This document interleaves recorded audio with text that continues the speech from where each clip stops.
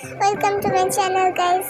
আজকে আমরা বানাবো এই কিউট বুকমার্কসগুলা। এগুলোর জন্য আমি প্রথমে নিয়ে নিয়েছি হোয়াইট A4 পেপার। তুমি চাইলে যে কোনো হোয়াইট কালার পেপার নিতে পারো। এর উপর পেন্সিল দিয়ে তোমার পছন্দ মতো কিছু ডিজাইন এঁকে নিতে পারো। আমি এখানে অ্যাভোকাডো, এগ, ওয়াটারমেলন আর এই সুন্দর বোটা এঁকে নিয়েছি, যেটা সুন্দর হয় নাই, তাও আমরা এটাকে সুন্দর বলবো, কিন্তু তোমরা একটু সুন্দর করে এঁকে নিও।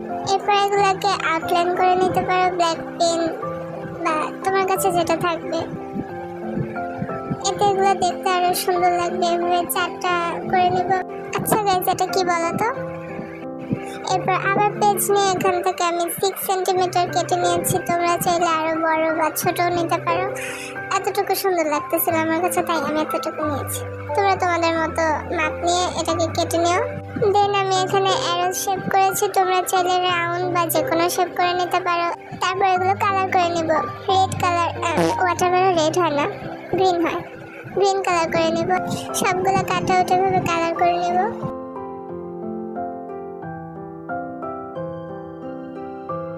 এবার আগের কেটে রাখা কাগজের উপরে গ্লু দিয়ে স্টিক করে দেব।